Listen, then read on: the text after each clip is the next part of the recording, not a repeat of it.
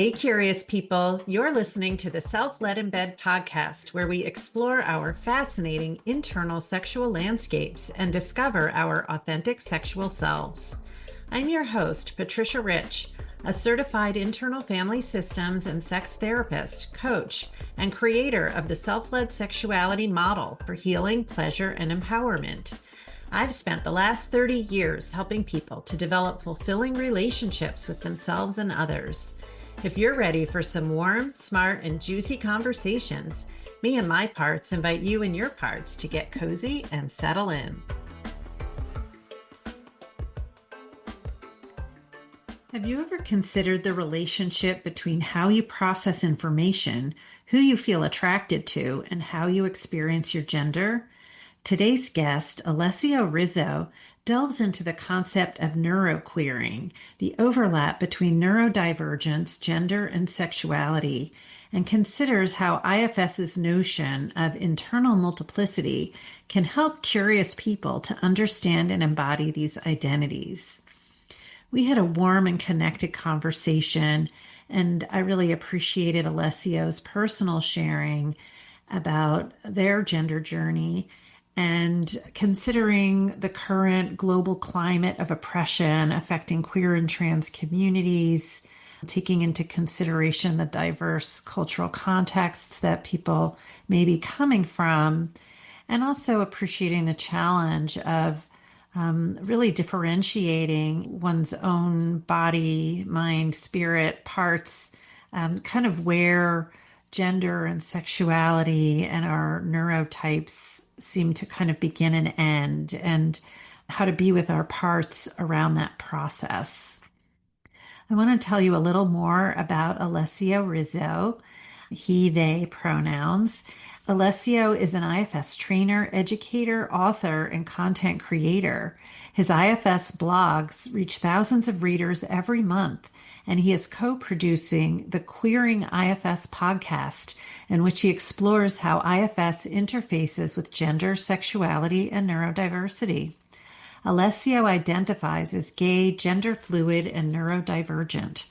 Among his contributions to the IFS field, Alessio has created dyslexia-friendly infographics, as well as educational content on polyamory and kink from an IFS perspective. Stay tuned, and you will, I'm sure, enjoy what was a really engaging and intellectually stimulating conversation.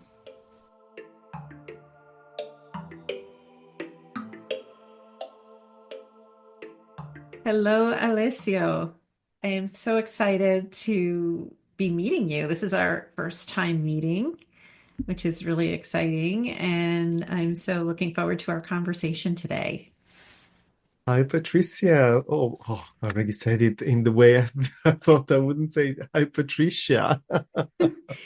All pronunciations are Thank welcome. you. Thank you. I'm very happy to be here to connect with you and to shine some self-energy on this topic Mhm, of sexuality. I'm so mhm, glad to be here, mhm. Patricia. Thank you for having me. Yeah. Um, So I guess one thing I'd like to say is that I heard your conference presentation that you did. Was it last year? Like 1 year It ago? was in October. Yeah, it was the latest Uh, one, October Okay. 2024. Yeah. So that's when you got on my radar. So I really Oh, enjoyed that presentation. And then since then, I've been following and seeing the great amount of material you've created and so many different things. So I'm curious to see where our conversation will take us today. But yeah. before going further, I like to ask my guests what parts you're noticing as we step in. Hmm. Thank you. So let me take a pause as Mm-hmm. I notice my parts. Mm-hmm. There are excited parts that um, are kind of trying to predict what's going to come out of this conversation. Mm-hmm. Um, there was a part earlier that got me. Oh, there you go. You already mispronounced Patricia's name as we started. Um, yeah, but overall, I can feel my system quite energized. I think it's a mixture of self energy and parts who are eager to see where this leads. Hmm, Yeah. totally. Yeah. Yeah. I like to take that pause too. And I notice a part that's so excited that you have a depth of experience integrating IFS with all these different things that are relevant to sexuality and Mm, parts that want to make the most of this and can get mm, into a little bit of scarcity mindedness. I see. So I'm wanting to let these parts know, like, hey, if we're not done, maybe we could ask Alessio to come back if we have more things at a later date. We can, Indeed. Absolutely. Yes. yeah, yeah. And I'm also noticing parts that are appreciative that you're coming from a different cultural context than where I'm sitting, geographically, etc. And maybe now would be a good time to ask you to share where you are in the world and Mhm. a little bit about yourself. Yes. So thank you. I'm currently in London in the UK, and as probably many people can hear from my accent and my name, I wasn't born here. I am Italian, but I lived in the UK in London for the past 15 years. And thank you also for naming the neuroqueering IFS workshop I presented at the conference with my colleague Jude. I I embody and represent a few identities. So thank you for this opportunity. I noticed my parts kind of wanting to go fast, asking them to slow down on this one. Um, so the first identity I want to share for some reason is my neurodivergence. And I say that because some parts of me are already kind of counting how many times I have been dyslexic today with you, from the name to forgetting the question. So really wanted to name that especially when I'm in these situations, when I've got excited parts, it's something new, my brain just goes places. So I might not be fully focused on what you ask me. So I want to name that. Dyslexia isn't my only neurodivergence. I believe and I discover more and more about other aspects. Although what I present here the most is my identities in terms um, of my queerness that includes both an element of gender diversity and sexual diversity. Um, the sexual diversity, I think, is maybe the most straightforward for me for my life. I've always identified as gay. I've always been attracted by men, by male bodies. And when it comes to the gender though, and as you might know, I'm working on a workshop called Gender Journeys coming up soon.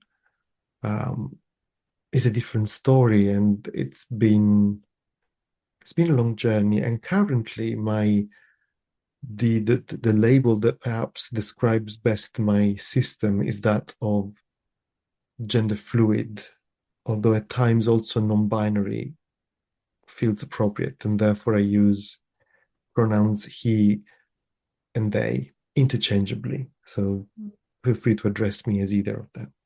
Mhm. Yeah. Thank you for sharing those aspects of your identities. And I have a part that wants to just offer um, um, it's having a similar process. Maybe the part you mentioned initially around the dyslexia or losing focus, just wanting to welcome the parts of you that have those, feelings about that and Mm, letting them know they're very welcome here. And I also identify with neurodivergent mm, qualities. ADHD is late diagnosed, and mm. I feel just in my it's sometimes hard to know what causes what, given Yeah. the age and stage of life and concussion I've had and other things, kind of what feeds into what, but very sympathetic to focus challenges and being passionate about things, and maybe that, carrying one along at a Mm, distance from maybe an original question. So all that's mm. just very, very resonant for me, and I hope your parts can feel some spaciousness with that. Yeah, well, thank you for this because I mean, I didn't know about your ADHD and I mean, I can feel like my heart opening up, feeling more connected to you instantly. Mm. And parts of me think, oh, well, that's what happens to people when they connect with me and when I share my Mhm. neurodiversity, Mhm. neurodivergence. So thank Mhm. you for sharing it. It Mhm. just feels, I want to say safer somehow. Mhm. Mhm. Thank you. Yeah. Yeah. Yeah. I have been on a journey myself of recognizing those things, and I won't take the time now with all of that, but it feels meaningful, to have this opportunity with you and to share Mm, those aspects together, right? thank you. Yeah. Yeah, yeah. And I don't know that we've spoken before we began that I use she, her pronouns and identify um, primarily as cisgender, but I would say gender non-conforming at different points in Hmm. my life. And you were mentioning that you're in the UK and um, uh, were, I assume, born and raised in Italy before Yeah, I that. was Yeah. And I think the discussion of context is really important for our topic today, the sure. cultural context that we're coming from, because even the language we're using and how we're describing ourselves is new language, even that's evolving in recent years, Absolutely. right? And so we're in a cultural moment, I think, in terms of having language and a lot more ways of identifying and experiencing and maybe more expressing some of the things that people are experiencing. Mm, Um, and so on the one hand, we're in a moment, I think, and it varies country to country. it does. So for people listening already, there may be things that are feeling familiar or feel really obvious or feel really alien. Mm, So I think I just like to acknowledge that we're in kind of, I think, a bit of a weird moment because on the one hand, there's a lot more nuanced, perhaps, understanding of a lot of things related to sexuality and gender and yes. neurodiversity. And we're also in a moment where there's a lot of oppression occurring. Yes. Yes. So it's almost, I feel like almost like the window came down and then the window going up again or something. Like so these larger contexts affect a lot. I think how safe it feels to reveal our identities, to Yes. express them openly, to name them on a podcast, to Yes. share them in a professional community. Mm. So I just feel like Yeah. it's important somehow. I don't know if you have anything else you It want is to very say about that. it is very important, Patricia. Thank you for bringing it up. Um, because it's reminded me that in on the podcast I also have and produced with my colleague Jude, we have invited um, a few people, and some of them have been reluctant and obviously and quite maybe afraid of appearing currently on the podcast and Mhm. share their identities openly on online. I my identities are available to check on my website, for example, and and all my life I've been checking whenever I travel somewhere whether it's safe or not Mhm. for someone who embodies certain diversities or how visible they are. Because probably just by looking at me, people wouldn't guess all of the diversities I've got. I'm usually read as a man. Um, so if we think of a border control issue, I don't think that would be an issue. But currently, in the current situation, especially in the USA, I personally don't feel safe enough to Mhm. travel there. Mhm. And there's been various mom areas of Europe where there have been new laws that have discriminated against sexual minorities. One here in the UK about trans people, um, Mhm. and other unpleasant um, developments, I must say. Mhm. So yeah, Mhm. it is a Yeah. particular moment which Mhm. hope will pass, and I hope that the self energy that we share here will remain longer than Mhm. these waves, because I believe Mhm. they are waves Mhm. that are coming now and they will pass. They have to. Mhm. Yeah. Yeah. I hear a part saying, may it be so. I have a part Yeah, that I'm yeah, hearing there. Yeah. yeah, So, yes, I really resonate and appreciate the vulnerability, that you bring and that it's a privilege to be able to have this conversation that we're having and maybe one that some people will be able to benefit from who are not able to come yes, forward and identify themselves in that way. yes. Yeah. So, with that, can you say a bit more about your professional roles and what you're passionate about right now? Yes. Ooh, That that's a might long take the list. whole, that could take the whole rest of the podcast, is my impression, Alessio. Audience, get ready. Well, let's start with the professionally where I'm at, because it is a moment of transition somehow from um, being in private practice. So I still have a private practice, which is increasingly getting smaller as I step into more public roles and more into a training role. So I I am a psychotherapist here in the UK. First trained as a Gestalt psychotherapist for groups and individuals. Always worked with LGBTQ IA plus, because now because we have AI, my brain goes LGBTQ AI plus. Mhm. So That apologies. would probably still work. Yeah. Yeah. Um, so yeah, so then I trained as an IFS therapist, level threes, all the titles. I mean, certified, approved clinical consultant, currently on the leadership path. I'm a trainer. Currently an assistant trainer, and I'm also involved in bringing IFS to Italy in Italian. We still don't have a training in Italian, and hopefully I'll be the one who will bring it with the IFS Institute. So professionally, I'm transitioning from private practice to a more kind of trainer role, and therefore I'm investing time in this podcast called Queer in IFS. You know, talking about queerness and neurodivergence.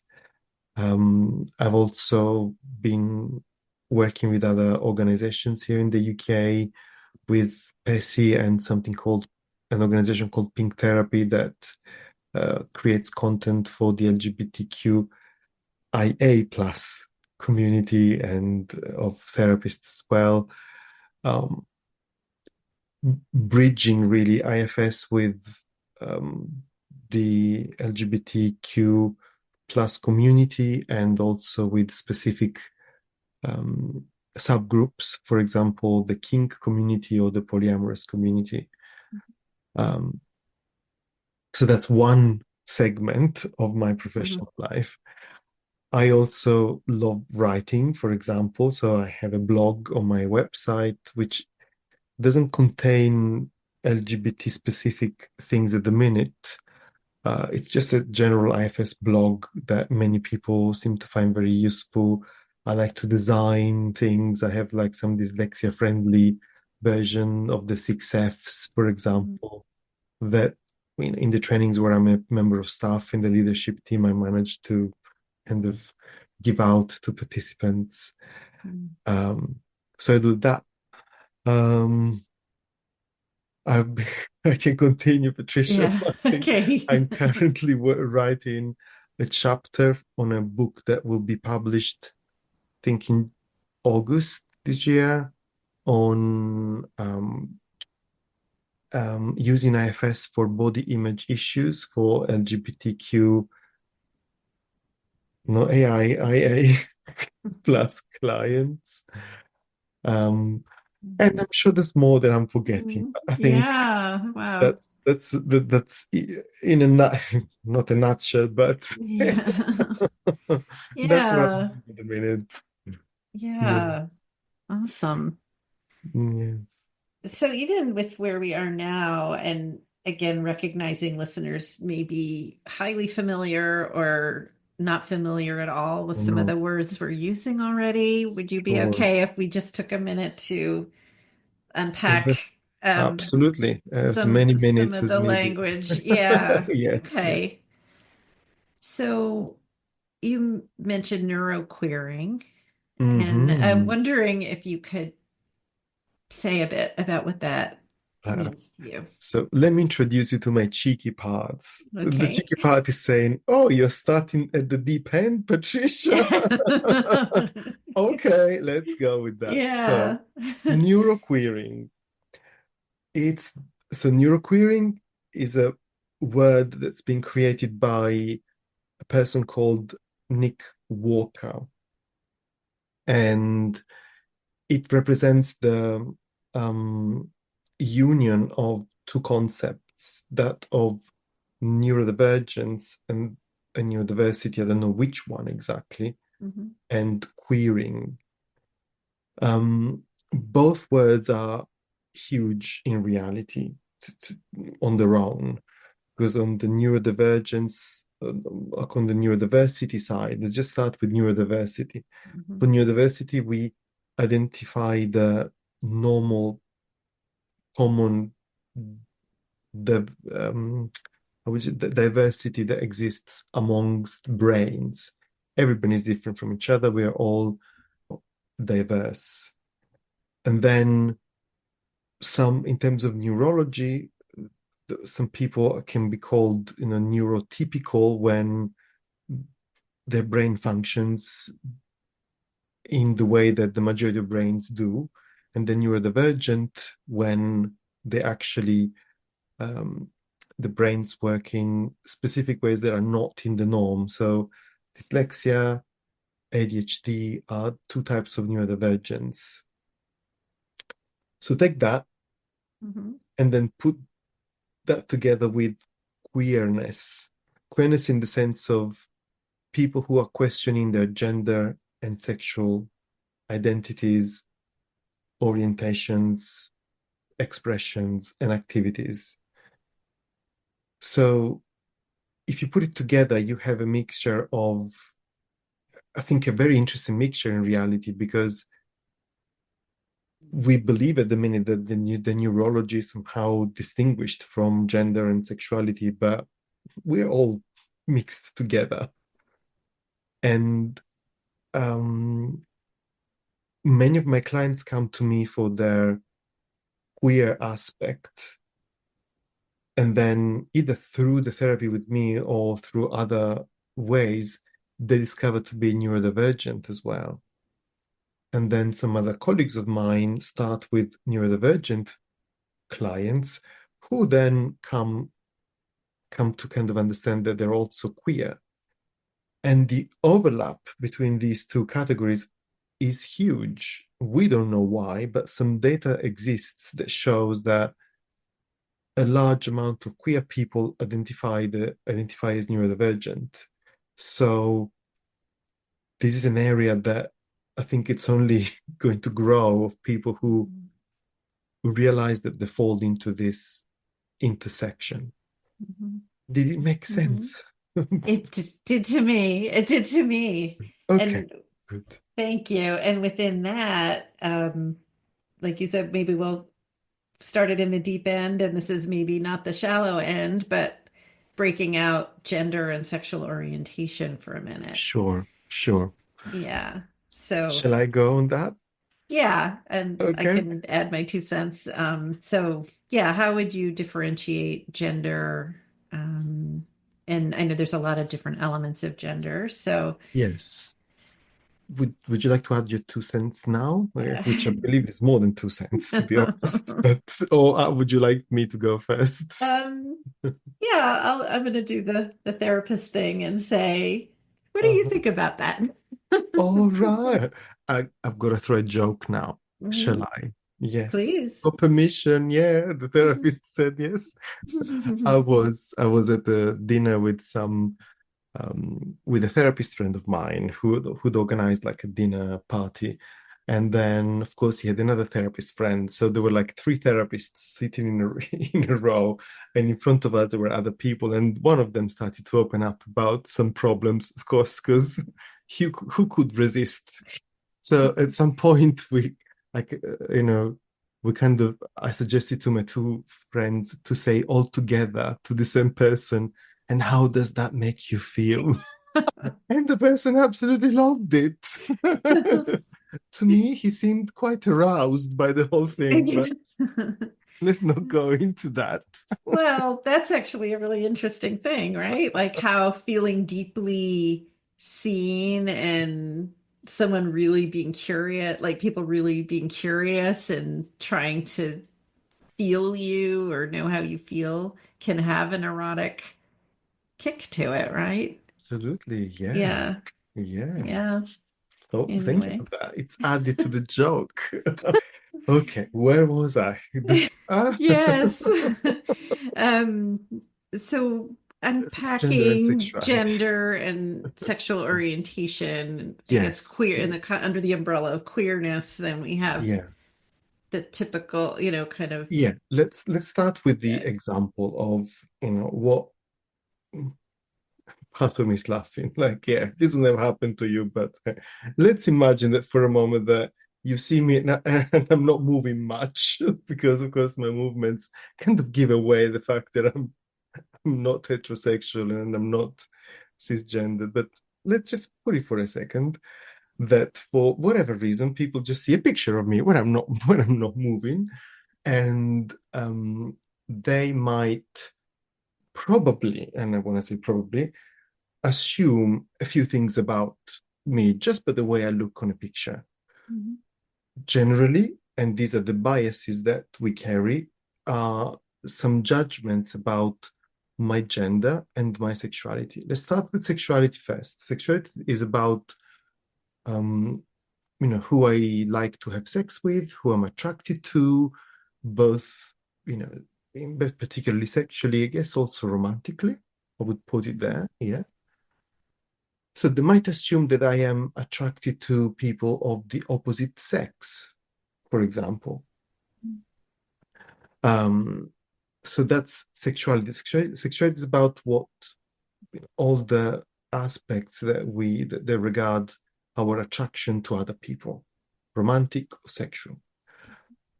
We usually bundle it up with a gender identity. So people looking at a picture of me might think that I because I have a male body, that I identify as a man.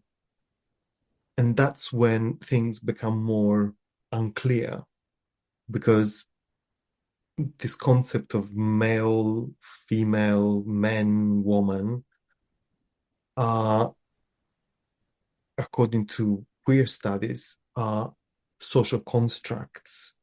And then there is political parts of me that are coming up because recently there has been a law here in the UK that has, and I'm not fully sure about, because when it comes to law, things are always much more complex than they look to a non-legal person like me.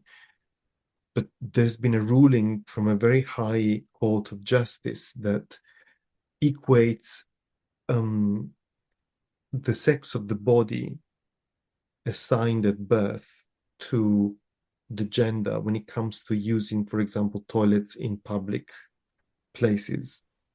And that's something that is challenged by queer theories, that they say that even if our body can have the physiology of that we call male, the person themselves might not feel that they are a man, which is a social construct. Because you mentioned earlier the difference in culture. So you are in the USA, I was raised as a and socialized as a man in Italy, which is different to how I would have been socialized as a man in the UK, where I live now, which is different to how I would have been socialized in Philadelphia, where you are. Mm-hmm. So that's a difficult one to entangle. Mm-hmm. At least it's been for me. It's been part of my gender journeys is to move away from the fact that I have a body of a certain way, which I feel very comfortable with. I don't feel any need to change anything in my body, versus the fact that I do not identify as a man, and therefore I I say I'm gender fluid because I can feel in me the ability to move and embrace both polarities, the female and the male. And at times I feel that none of them applies to me. Mm-hmm. That certainly parts of me exist in a space where gender doesn't mean much. There's almost like, I don't want to say a rejection, but it's like a non-relevance of gender. Mm-hmm. And it's quite key to myself, I must say. If I tap into my self energy, the ideas of gender really don't apply much. And I know that there are various people with different feelings of self energy and whether there is a gender to that, which I'd be curious to hear Mm-hmm. a bit from you if you don't mind sharing. Mm-hmm. Yes. But yeah, so this is my Yeah. starting piece. Thank you so much. It's so much to put into words and really appreciating how you laid that out. And I guess I would want to invite listeners for a minute, maybe even to pause and take in that offering. Is Yes. there anything in what Alessio has already shared that resonates or brings up an objection or Hmm. um a question, because Surprise, as confusion. mhm, yeah, yeah. And I want to welcome parts, people have parts, all different kinds of parts that can, become active with this topic. Yes, yes. So just wanting to invite that. Now I'm trying to remember what the question was, just what I might want to So add there. yeah, Or I kind of, this has been a question I have been oh, um, self has a thinking gender, was that about. it? Yeah, Yeah. like if self has a gender Mm. attached to it in a way. Hmm. Hmm. Um, because in my Yeah. experience in myself, it doesn't. Hmm. Yeah. Well, I appreciate what you were saying earlier, which is that everyone has their own take Mhm. on this. So I don't have any agenda around defining this in a way that's going to work for everybody, but I'm happy to share my own investigation around this and Please, what I'd be I've very noticed. curious. And to me, there's sort of I guess this is sort of the spectrum of maybe Psych's spectrum of self energy. There's the embodied self energy, Hmm. and there's this more transcendent aspect of self energy. Hmm. Hmm. And to me, the embodied self energy is kind of this life force that runs through this body I have been assigned to in this life.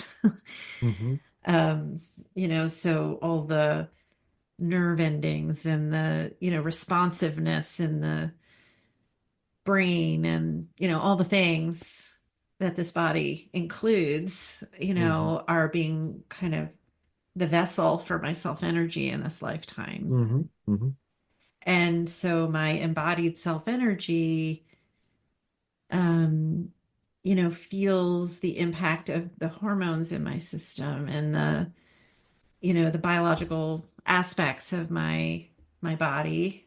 hmm And so for um, so for me, there's sort of this self transcendent aspect of self energy that to me doesn't I identify a lot with what you're saying. There's sort of a hmm sense of an I in here or some consciousness that transcends not only gender, but all the aspects of being in this mm body. Yeah, yeah.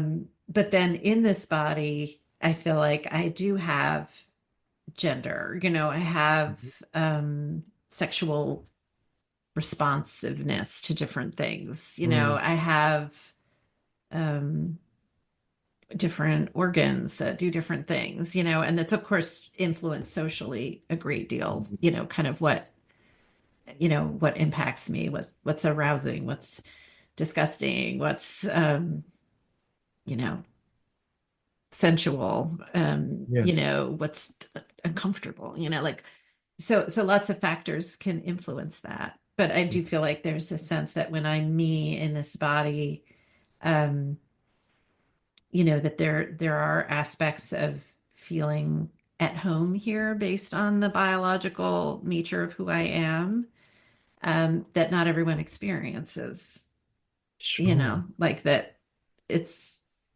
could be that I would feel very not at home in this body Mm, based on my most natural instincts and proclivities. And somehow I'm moving through the world in a body that isn't aligned, somehow with yeah. that. So I don't know if that starts to get Yes. at it. Yeah. Yeah. Fascinating. It's fascinating because I never talked to you yet. Mhm. A, a good chunk of what you said, I thought, oh, well, I thought about that as well. Mhm. So Mhm. Yeah, this yeah. sense of this differentiation between the embodied Uh-huh. self-energy and the self-energy um, makes sense to Yeah. me. Yeah, And applies to neurodiversity as well, I believe, it right? That does. this is the body that my self energy is coursing through. And so how Yeah, my brain responds to things, I can't yes, escape that. That's not something that's exactly. only like a part of me per se, but yet I have parts that respond to those things, right? Yeah, So parts that need to navigate the world in this body, in this identity that I have. yes, And so parts have jobs, in relation to that. yeah. I want to say something to this, getting back to the neuroqueering Hmm. workshop and to the differentiation between um, gender and sexuality. Hmm. Um, and I don't remember whether I ended up putting that slide in the workshop or not, but I, I was teasing exactly this idea of the what we call hardware and software. Like so, self energy is this transcendental energy that flows through the body and therefore becomes one with the body. And I see it as two ways. We then to express self energy, it needs to go through our body. So the Hmm. body and all of its features shape the self energy. And also to perceive self energy, we need to filter it through the body sensory system. Hmm. And that also adds a layer of diversity, right? I will Hmm. feel my self energy through my current body, and my body will be different in 10 years' time. So I might feel it Hmm. differently, Hmm. let alone between a different person. Uh, so I was, my intellectual parts were really trying to investigate and think about this distinction between hardware and software. Hmm. And when it comes to gender, I'm pretty much convinced that it's largely a societal construct. So to me, it's more like a software thing that Mm-hmm. we can be programmed in a certain way to so to see, oh well, I have got a male body, so therefore I am a man, and the man behaves in certain ways and does da da da da da, da, and I create Mm-hmm. this piece of software that says I behave like a man. Although, having spoken to you just for a couple of minutes, it's much more complex because Mm-hmm. there is, of course, gender exists the moment self energy embodies. So it probably exists, an element of gender exists before the socialization of it, in a Mm-hmm. way. Mm-hmm. Yeah. I don't want to say that male and female don't exist. They Mm-hmm. exist, whether we call them AD Right. or they do. Mm-hmm. But to me, it's actually a bit clearer that, okay, it's mainly something that we we Mm-hmm. think and we acquire. This is not really much in the hardware. And of course, it's completely my point of view. Yes, People, yes. listener, are absolutely entitled to have their own parts with different ideas. Please nurture your Mhm. skeptical parts. Yes, listen to your parts, not mine. Yeah. But when it comes to sexuality, that's where I got completely stuck Mm. because that's where it's so hard for my thinking parts to figure out and draw a line between what's the hormones, what's the this impulse of attraction or repulsion or sexualization, especially when it comes to kink. Like, Mhm. how did it come to, Mhm. the specific thing? They can be so specific, and Mhm. that tends the body on so much. Mhm. That there's also an element of society because Mhm. kinks are usually around things that society has a lot of judgment about. So I'm Mhm. completely lost, Patricia, on this one. And I'm happy to be. Maybe that's exactly Yes. where I should be. But that's where I'm at. So Yes. Just love the being being lost together. good. I'm not the only one then. Because I think what I'm really hearing is the curiosity, Yeah. and to me, I'm always just so, curious and wanting to help people bring curiosity to their own experience and Mm, to um, see if it's okay. So something I talk about a lot is what I call internal consent, which is kind of a mhm, version of working with protectors. And just saying, is it okay? And even listeners might want to ask themselves this, is it okay for me, even just for a moment, to get curious about some aspect of my own gender experience, gender expression, just for instance, or it could be sexual orientation, right? But is it so when I work with people, like, is it are you curious? Maybe this would have come up naturally in the course of what somebody was bringing to me, or maybe they came to a workshop. But like, is there some room, some permission to bring some curiosity here? mm. And maybe there's not, you know. And so Yeah. let's go there. Let's hear that no and let's be curious about the no. Mm, What wouldn't be okay? And we're not going to push past that, but do you have a sense from the part of like what's not okay about mm, bringing curiosity to that?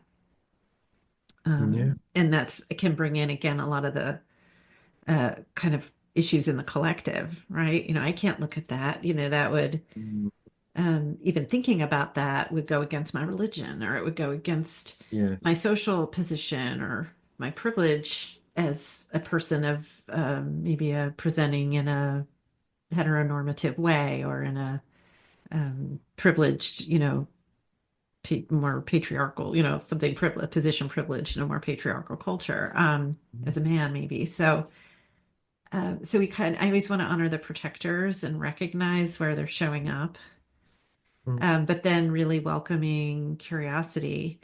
And something I love about bringing IFS into this exploration is that we don't have to pigeonhole ourselves. I feel like, Mm. the multiplicity Yes. that is inherent in this approach, I think allows a lot of room for diversity internally. Yes.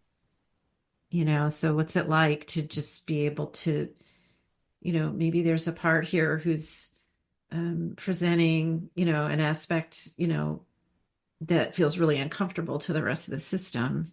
Mm. Like, what are you afraid would happen if that one was able to just be here? So there's like could be a lot of work on the inside helping the system allow curiosity or allow diverse parts or parts Mm. representing different feelings about maybe something that is more um, kind of globally felt in the system but isn't allowed to be acknowledged. Yes. So I don't know if it's making sense to people, but Well, yeah, or to you.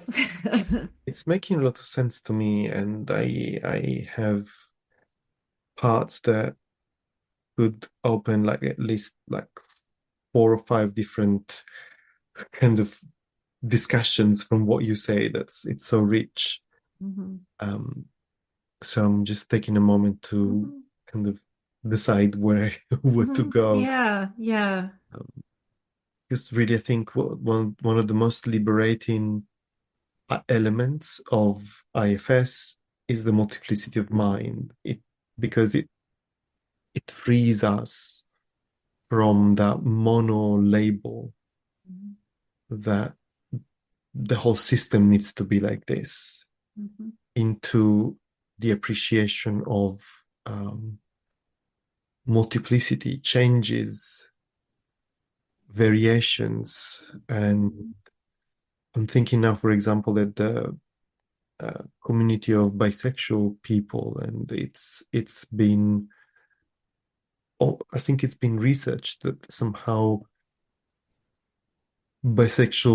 people who identify as bisexual don't get believed in a way. Mhm. Their experience is minimized as it's just a transition before you kind of turn homosexual, or it's not really true. And whatever exists in the outside world, we tend to also internalize. So, as you said, there could be parts that embody certain diversities, certain identities of gender, of sexuality, or certain sexual fantasies that are not allowed to be expressed. Mhm. And I can certainly talk to that in my own system.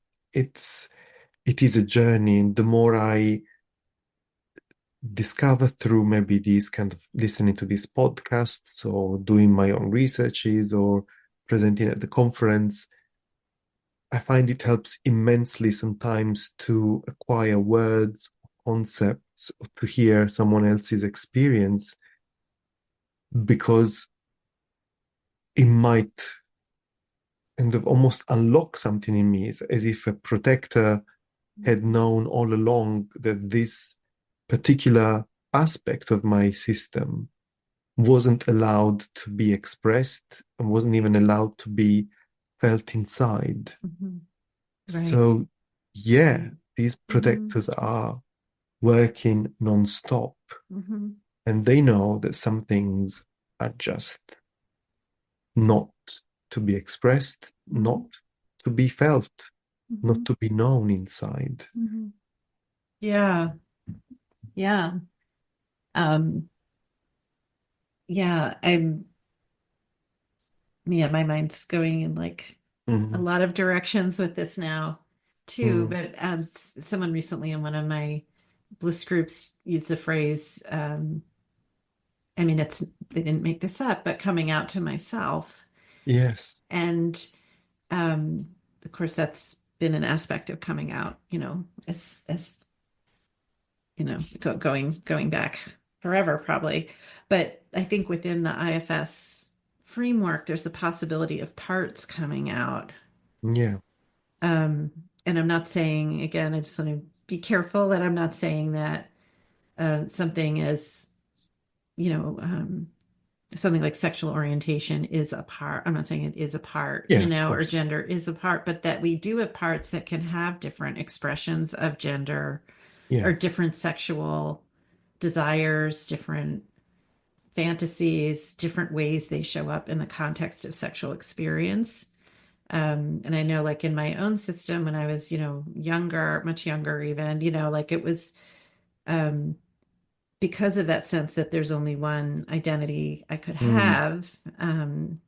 It was so fraught. Uh-oh, mm, shoot, I'm attracted to, to this kind of person, or mhm. I hate this and I'm supposed to like that. And like Yeah. that would feel like it was gonna just blow the roof off, and like Yeah. I think one of the benefits of aging generally, and I've Mm, been in this life for a while now, um, in my 60s now, and is that there's just more acceptance in my system for the variety of things. And like, yeah, there can be room for a lot here. There yes. can be room for parts that have all different ideas and fantasies and desires. And like, I think when we have parts that are very afraid of those, it creates more extreme Yeah. polarizations, in the system. So, and maybe making a more, I feel like maybe we're being a little abstract. I'm wondering if there's a kind of a lived example or a concrete example we could add Yeah. here. I think I can think of many. Mm-hmm. I'm just trying to decide which one. Um, hmm. So first, something about language. I was talking about the coming out languaging to a client of mine and wondering whether, the coming out is more like something but that we do to the external world, but inside is more of an embracing Mm-hmm. the diversities. It Mm-hmm. kind of feels better to me Mm-hmm. as a word. And I think I'm gonna give you an example of that how I kind of moved from confusion to almost um, self-respect of gender and sexual identities because it was only recently, well, not recently, I mean a few kind of 10 years ago that that distinction became clear to me. I almost had to be told that these things were separate, that there's something about being a feeling or being a man or a woman or anything in between or neither of them. And the other thing was who I'm attracted to. And I go back to the example I gave earlier. If I ask my parts about sexuality, there isn't much variation. All my parts pretty much settled on liking a specific type of person. There isn't much variation. Um, some parts have nothing to do with sexuality, but um, it's like quite standard, quite static in a way. There isn't much variation when it comes Mm-hmm. to sexuality, sexual attraction, when it Sexual comes to orientation, gender, or yeah. sexual orientation. Mm-hmm. When it comes to gender, there's like I can find parts that identify as women, parts that identify as drag queens, parts that identify as men, parts that identify as neither of them, Mm-hmm. parts that identify as androgynous. There is like Mm-hmm. a huge variety. So for me, that distinction allowed a lot more variety inside. Sometimes in IFS, we like it because sometimes it seems simple, but actually it simplifies things by adding complexity because by making this distinction inside, all of a sudden there is much more freedom. Mm-hmm. There's much more. I go away from either or. I can be both. Mm-hmm. And that to me was an element of liberation. And one of the burdens I carried from growing up I came out in my early 20s. I was in Rome. I was studying. Rome isn't where I'm from. I'm from a city in the south of Italy. Didn't feel safe to come out there. So I kind of went to uni, felt a bit more, felt a bit safer to explore my sexuality there. But there was a lot of confusion about gender there. And, sometimes we use the word like homophobic bullying, for example. But I think it's a word that is not used properly because if I go back to the nasty comment I had, where since growing up, they were all about the way I move, the way I express, they were all about gender. Mm, Like people started to pick up on the way I move in a girly way, mm, according to them, since I was 5, 6, since any sexual hormone was actually moving mhm, through my body, mhm, or maybe mhm, they were, but like, mm, so the burden that society has created and that I carry are not about who I sleep with, but about how I move. And mm, so people were bothered by the fact that I was gender non-conforming, that mm, despite my protectors were trying the best to pass as a cisgender man, and it just wasn't possible. mhm, But then people ended up, hurting me, my mm, parts, mm, claiming that I was gay, so making a sexual judgment on me before I could even think of sex. So there was, a huge confusion. And well, I could talk for an hour about mhm, this. So I hope it's mhm. helpful for Yeah. listeners about this. That Mm, it's so liberating to differentiate and to realize that they were not really trying to, they were not picking up on who I want to sleep with, but they were mm, picking up on how I express myself in the world because I have a body of a man and I should behave as they think a man mhm, should. And that created an extra burden of me wanting everything from life except being gay, because otherwise these people would be right in the end. mhm, Well, it turns out they were. mhm, So that was another piece of huge, traumatic experiences for my system, and having to help all these parts and burden from just whatever the world was thinking of me, mhm, and then decoupling who I sleep with and who I'm attracted to what my gender expression is. They mhm, are, in my system, very independent almost. mhm. I'm sorry, I'm going to continue a little bit, Patricia, but of course, feel free to slow me down and ask questions if they need expanding. Please, But please. Yeah. there is a lot of one of my difficulties. Let's just make it very personal. I have in interfacing with um, the way gay people are sexualized through mainly dating apps is this huge divide based on sexual preferences. I don't know if you're familiar with the ideas of top and bottom, top being the one who penetrates and bottom the one who gets penetrated. And they are heavily charged with privilege. Somehow, if someone is a top, is privileged with respect to someone who is not. And there is a lot of kind of uh, levels of who is best, who's worse. So the more a gay person looks like a heterosexual man, the more like they seem to be sought after. Mm, And whereas someone who is maybe bottom and likes to be more feminine in their expression, they're kind of treated differently with less respect. There is actually research on it that I read through the book chapter I'm writing about huge discrimination for just for being at the bad end of the spectrum. And again, we notice this connection between sexual positions and preferences and gender attached to it. Mhm. And I still remember a conversation I had once in Rome with a friend of mine, because I was struggling with this. To me, there is no connection between gender expression and the sexual position. Like if I Mhm. do that, I'm man. If I do that, I'm woman.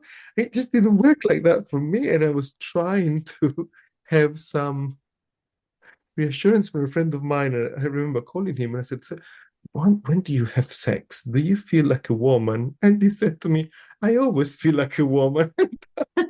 And I was even more confused. More confused. To Oh. these days, we still laugh about that conversation because it's just Mhm. such a personal journey. But yeah, my parts are telling me, Alessio, you've spoken a lot.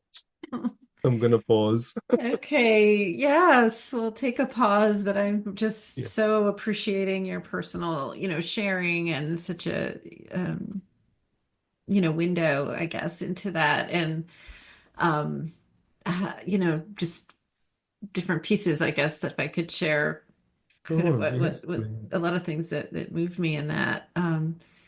Being a child and somehow how you move, these things that are so beyond any conscious, Yeah, control or awareness, just being yourself, right? We're talking about yes, self, but really yes, just being yourself, then attracting bullying behavior or yeah, people, telling you things about how you're going to, be it in terms that don't make any sense to a child, even, right? About your future sexuality or so just and I hear that a lot, right? So the kind of burdening that happens for children who are gender nonconforming, whether or not they're transgender, whether or not they're gay or because whatever sexual orientation they grow up to be, this pressure to conform to this gender script, and yes, then within that there's power, you know, yes, power positions and disempowered or victim positions, yes, absolutely. right? Yeah. And so,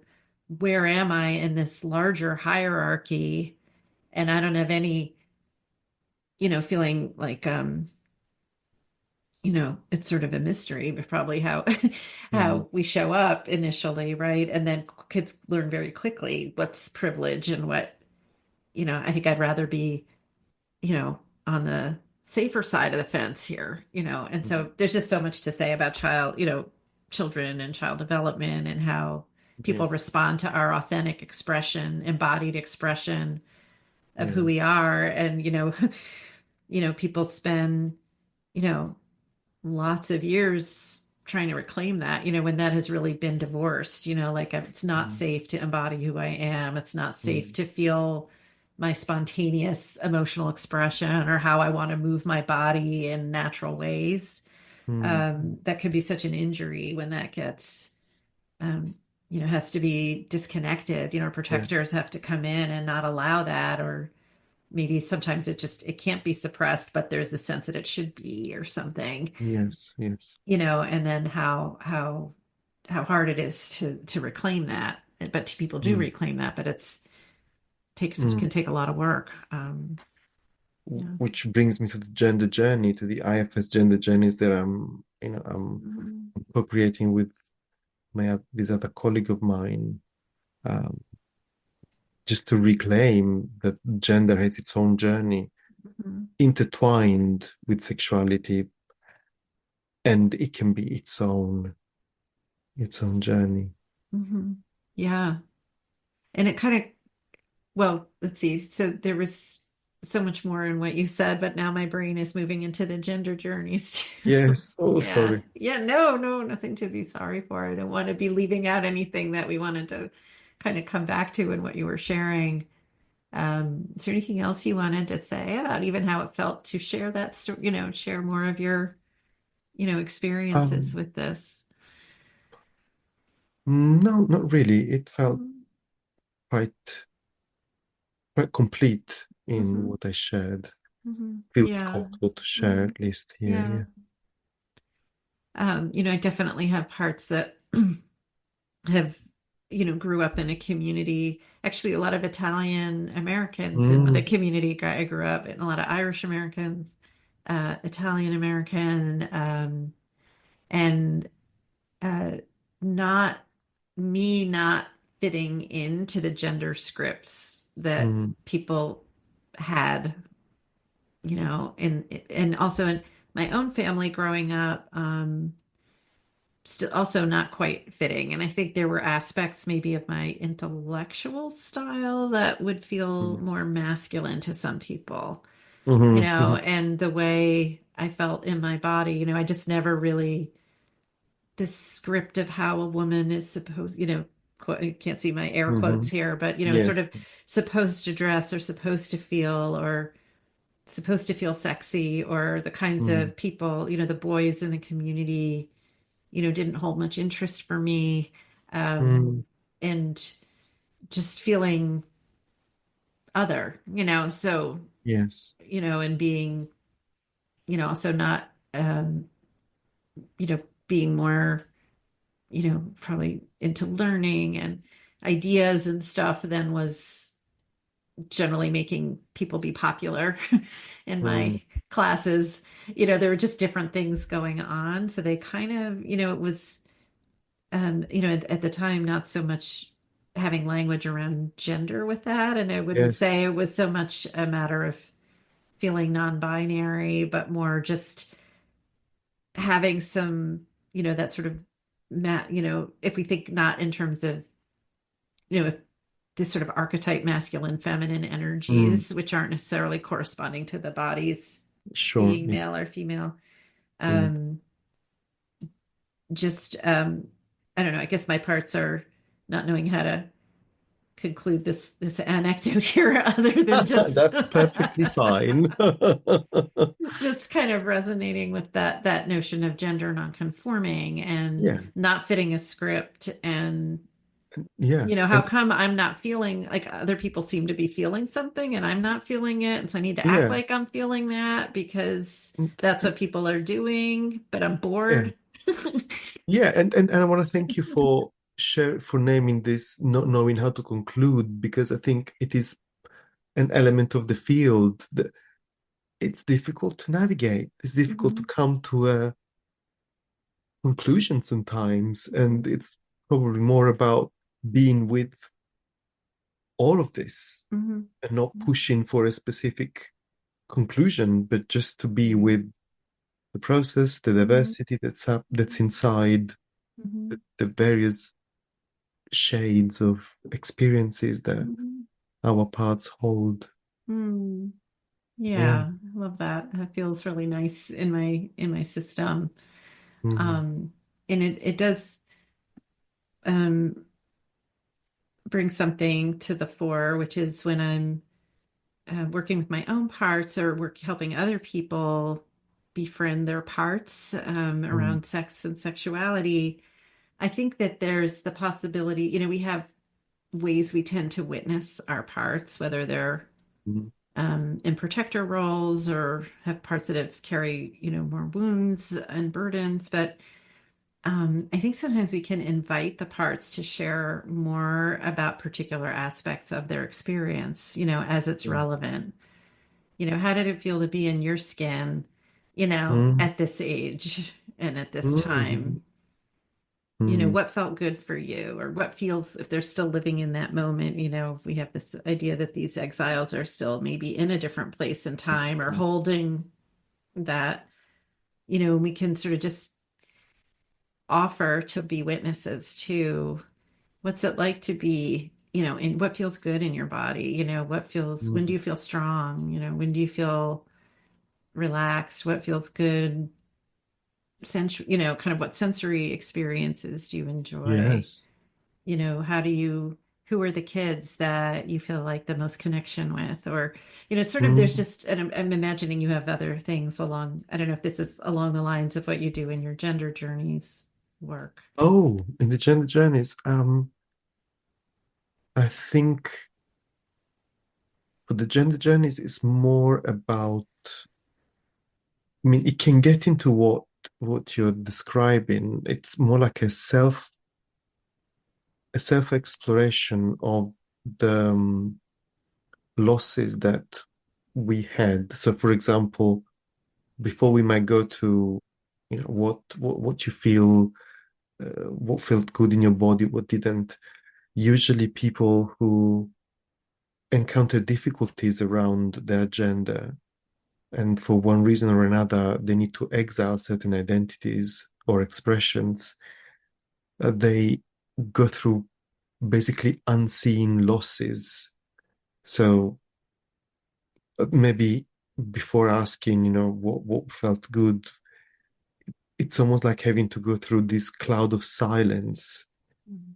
And the technical term that my colleague and I have are using is disenfranchised grief. There is almost a moment of having to acknowledge the grief around what wasn't there, or what the journey that you couldn't take. Because it's like the child who is self-led, moves freely, and then various forms of messages that say you're not supposed to do that come, and then your gender journey takes a different route.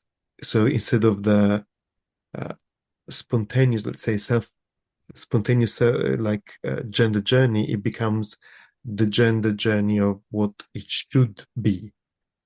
And then we can unburden to go through something more uh, spontaneous versus the almost like, um, I don't remember exactly the names we used, the desired gender journey. What would it have been like for you to actually be, able to express yourself?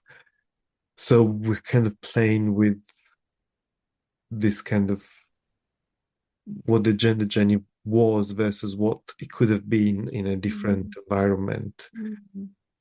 And the gap between these two journey is the losses, is the disenfranchised grief, because all of this happens in silence. You exile parts of yourselves that have certain expressions because of safety. The protectors say, this isn't safe to show, let's not make it visible.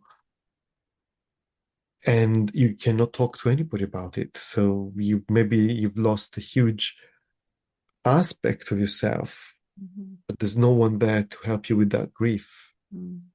Which So becomes another burden, I imagine, too, than the isolation, right? yeah, there's the Mhm. isolation. So what you're describing, I think, will be something that can happen after the grief has been acknowledged, that Mhm. this didn't happen. You couldn't be somehow in your body, Mhm. and that's the burden that needs to be kind of processed. And then, um, I'm very fond of Jory Agate's work on grief. And so I think there is a lot of that. Then it's a process, right? It's not a part. It's just very almost like a healing process in itself. And then you can go to almost that part that can feel, again, enjoyment, empowerment in the body. So thank you for these. I hadn't thought about these particular prompts. Mhm. Yeah. Yeah. Yeah, I love that. Yeah, and I find it's just really just so I love that you're creating a space for that. And is that an infinity space primarily that you're doing It that is within? currently, it is an affinity space. Mhm. It's been created by me and my colleague Anna Thomas. And for this first edition, we are making it very clear it is an affinity space. It is for um, level one trained IFS people, because there will be moments of working in pairs without supervision. So people need to know what they're doing and help be able to hold self energy and facilitate each other. And definitely it's for queer or queer adjacent people. So queer adjacent, for example, could be parents of like a trans um, child, someone who maybe they don't identify as um, queer in the sense of gender, but they are hugely involved. And it's been interesting because we had to politely say no to people who kind of didn't understand fully the concept of gender. They thought it was a training to help people work with sexuality, whereas it's both a retreat where you learn about your gender journey and also help facilitate others on that journey or who had that journey. So yeah, we're creating this affinity space and Mm. Yeah. yeah, I love maintain it that for yeah, safety. yeah. I hear the care you're taking, and Yeah, cultivating that space and really prioritizing, you know, the, people who need, yeah, it's hard to find these kinds of spaces, I think, that yes, have, exactly. and I Yeah. think, the IFS approach offers this unique container, Yeah. then to do this work in. So I'm really, really happy to hear about what you're doing there. Yes, thank you. Yeah. Yeah. And I think we're coming toward the end here. Oh, hearts are sad. They're saying Yes. already, and it's been more than an hour, but they could go on for Yes, another one. yes, yes. Um, yeah, what feels undone? Is there anything you want to add or ask or um, Um, say in conclusion? And then I'll give you a chance after that to share more of how people can find you. sure. Well, right now, I just feel again gratitude for this space. And I guess it's more like a message to the listeners, hoping that both the intellectual side of what I've talked about and the personal journey have been of help. And to me, it's very important when it comes to minorities, to differences, that that sometimes it's important to find refuge, some safety Mhm. in the sharing of someone else. If that happened, I'm super happy. Yeah. Hmm.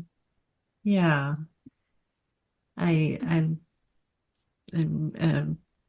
feeling moved by that offering, and certainly there's so much more, to all of Yes. this, and we're just beginning, the conversation. But I'm so glad to have had the chance to meet with you and see where our work overlaps or could complement each other, and Absolutely. Yeah. um, yeah. We will have resources that you provided to us in the show notes, but do you want to tell people briefly how they can find you and your Yes. offerings?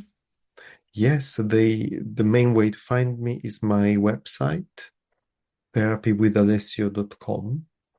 There are various sections in the website that will find the podcast, the Queer in IFS podcast, with episodes on neurodiversity, gender, and sexuality. Um, or they can also find my blog, which has various subtopics, including even some basic ideas about self parts, protectors. Um, they can find some digital downloads about the 6Fs, and I have created a mandala of self with the C's and the P's in many languages. So currently, of course, I don't know the number, but I think there's more than 10 languages it's been translated into. They can download it for free. Um, I've I've got a couple of meditations there also on YouTube that people can find. I've also created like a journal that people can get from Amazon. It's called Parts Journal. It's just a way to get to contact their parts, nothing specific to diversities. Mhm. Um, Yeah, I think there might be more, but I That's think a pretty good this is some of sampling. my You've been offerings. busy, I can tell. Yes, You're yes, not letting yes. the dust settle. So, No. yeah. One last question I like to ask guests is if you'd want to share something that you find pleasurable, what's something you enjoy and that just gives you pleasure? Well, here it is. I'll show you one of my crystals. I enjoy crystal. This is a nice piece of amethyst. So It's yeah, like a big pyramid on top. Or how many sides yeah. is that? That's 6 sides. Yeah. Well, one, two, three, four, five, six. But then I liked more the raw piece at the bottom, Mm-hmm. and there is some shades of kind of smoky, Mm-hmm. black, white. I like crystals because they're always different. They always notice something new depending on the light. Mm-hmm. This piece has been with Yeah, me. I'm seeing this beautiful piece that you're holding. Yes. Lovely. All right. Mm, Well, um, thank you and hope to thank continue you. the conversation at another time. Absolutely. Thank you. Thank you for listening to the Self Led in Bed podcast. Check us out at www.patriciarich.com/podcast, where you can sign up for a free guide to the 6 S's of sexual self-energy. And if you liked this episode, please subscribe and share it with a friend. Until next time.